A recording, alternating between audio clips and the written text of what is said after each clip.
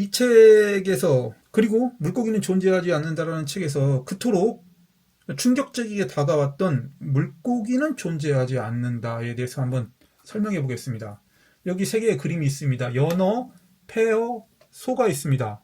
우리는 움벨트, 즉 직관적으로 연어와 페어는 같은 물고기라는 것을 인식하고, 그 다음에 이 두 종과 소는 전혀 다르다는 것을 말 안 해도 압니다. 이것은 어린 아이에게 물어봐도 분류할 수 있습니다. 그런데 놀랍게도 분기학은 페어와 소가 더 가깝고 연어와 페어는 다른 종이라고 합니다. 이것은 정말 충격적인 사실인데, 분기학에 따르면 진화라는 요소까지 가미시켜서 여러 학문을 총동원해서 살펴본 결과 페어와 소는 공통된 요소가 있다는 것이죠. 즉 폐와 비슷한 호흡작용을 하고 여러 가지 기관도 유사하게 가지고 있다고 합니다. 외향이 틀려서 서로 다른 걸로 인식될 뿐이지 사실은 비슷한 사촌지간이고, 오히려 페어와 연어는 더 먼 지간이라고 하는 것이죠. 자, 그래도 이해가 가지 않으니, 자, 본문, 즉 자연의 이름 붙이기 본문에 있는 부분을 제가 캡처를 했습니다. 자, 이 두 그림을 보시게 되면 왜 물고기는 존재하지 않는다가 논리적으로 맞는지 이해할 수 있습니다. 자, 한번 제가 요령껏 제 능력껏 한번 설명해 볼게요. 336페이지 일부를 캡처한 것인데, 자, 이렇게 생명체 하나가 있습니다. 이렇게 동그랗죠. 여기에 진화를 해가지고 눈과 귀가 생겼습니다. 그런데 이 생명체가 두 개로 분파가 되었어요. 하나는 다리를 가졌어요. 다리를 가지도록 진화했고, 하나는 이 꼬리와 그 다음에 뭐 더듬이 비슷한 걸 가지도록 진화를 했습니다. 자, 이 다리를 가진 것은 다시 뭐 팔 비슷한 거, 그 다음에 그냥 코만 더 추가된 채로 이렇게 진화를 했습니다. 반면에 이 꼬리를 가진 생명체는 정수리 부분에 무언가가 났고, 그 다음에 색깔이 좀 달라졌습니다. 그런데 누가 봐도 얘 둘이 더 가깝고 얘와 얘는 더 먼 종이라는 것을 우리는 직관적으로 느낄 수 있습니다. 즉 움벨트에 의해 느낄 수 있습니다. 자, 이 그림은 큰 문제가 없어요.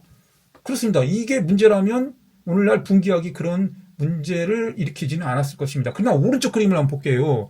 자, 역시 마찬가지로 이렇게 동그랗고 눈과 뭐 귀 비슷한 게 있는 생명체가 이렇게 두 개로 분파되었습니다. 하나는 다리가 생기고 그냥 그대로 똑같이 계속 종의 형태를 유지했습니다.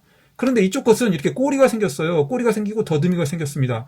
다시 얘가 진화를 해가지고 얘는 머리 제일 윗부분에 또 뭐 동그란 게 났고, 얘는 그렇지만 이 더듬이, 아니 뭐 팔 비슷한 게 나뭇잎 모양 비슷하게 이렇게 생겨났습니다.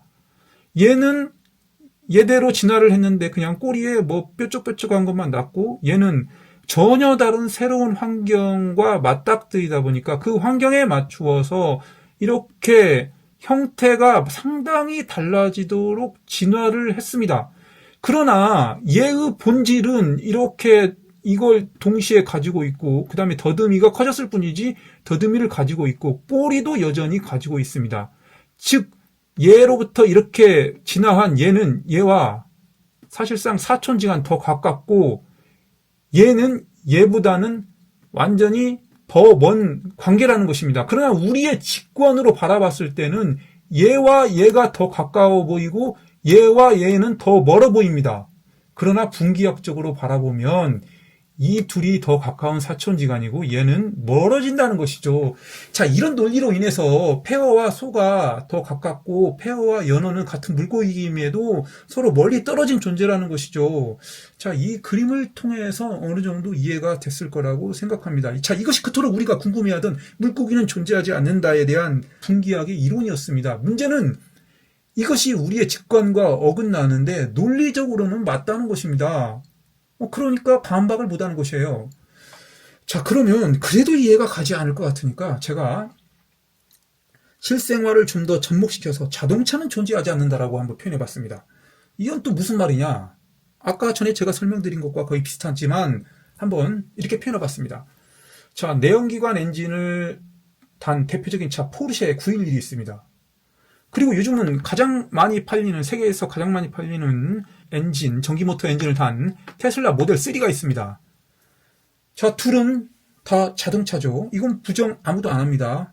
누가 물어봐도 둘은 자동차입니다. 그렇지만 하나는 내연기관 엔진을 쓰고 하나는 전기 모터 엔진을 쓴다는 차이점은 분명히 알고 있습니다. 자, 그렇다면 동력기관이라는 진화 관점에서 제가 이야기를 해보겠습니다. 자, 서로 다른 동력기관입니다. 그것은 내연기관과 전기모터는 서로 다른 동력기관입니다.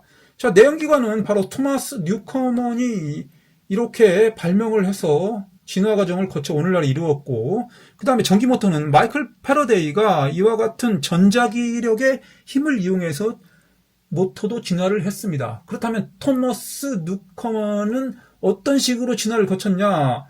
자, 이렇게 최초에는 전기기관을 만들었어요. 자, 그러다가 이것이 오늘날 우리가 잘 알고 있는 포르쉐 911에 달린 이처럼 비슷한 내연기관으로 진화했습니다. 자, 여기까지는 잘 따라오셔야 돼요. 자, 그리고 전자기력이라는 엔진, 마이클 패러데이가 전자기력의 어떤 인위적인 조정성을 가미했더니 회전력이 발생하더라. 그래서 그것을 이처럼 현대의 전기모터로 진화시켰습니다. 자, 그렇다면은 아까 물고기는 존재하지 않는다 같은 관점으로 바라본다면, 즉 자동차의 관점으로 바라보지 않고 동력기관의 관점으로 우리는 진화를 바라본다면, 자, 내연기관 자동차와 발전기, 그 다음에 양수펌프, 선박엔진, 굴삭기, 경운기와 같은 종이라는 거예요. 왜냐하면 내연기관 동력장치를 써서 이 모든 것들이 움직이기 때문이죠. 반면에 오른쪽을 볼까요? 자, 전기모터를 쓰는 전기자동차, KTX, 엘리베이터, 에스컬레이터, 헤어드라이기, 세탁기, 전동칫솔은 모두 같은 종이라는 겁니다. 왜냐하면 전기모터를 쓰기 때문입니다. 그렇다면은 내연기관 자동차 포르쉐 911과 전기자동차 테슬라 모델 3는 우리가 언뜻 자동차로 분류했지만 사실은 다른 종이라는 것이에요. 즉 전기자동차 테슬라는 놀랍게도 헤어드라이기와 더 가까운 친척관계다. 이런 관계가 성립되고 이것이 바로 분기학이다. 라고 말씀드리겠습니다. 이것을 다시 좀 더 쉽게 표현한다면 자동차는 존재하지 않는다. 즉 진화의 개통수는 테슬라와 헤어드라이기를 더 가까운 존재로 취급하고 포르쉐는 더 먼 다른 것으로 취급한다. 따라서 자동차는 존재하지 않는다. 분류 개통상 자동차는 존재하지 않는다. 물고기는 존재하지 않는다. 이것이 분기학이다. 분기학은 움벨트와 충돌한다. 그렇습니다. 분기학은 움벨트, 우리가 가진 직관과 충돌한다는 것이죠. 우리는 포르쉐와 테슬라를 같은 자동차로 보지만 분기학상 전혀 다른 종이고, 우리는 연어와 페어를 같은 물고기로 보지 않는다. 뭐 이런 것이 이 책에서 말하고자 하는 바입니다.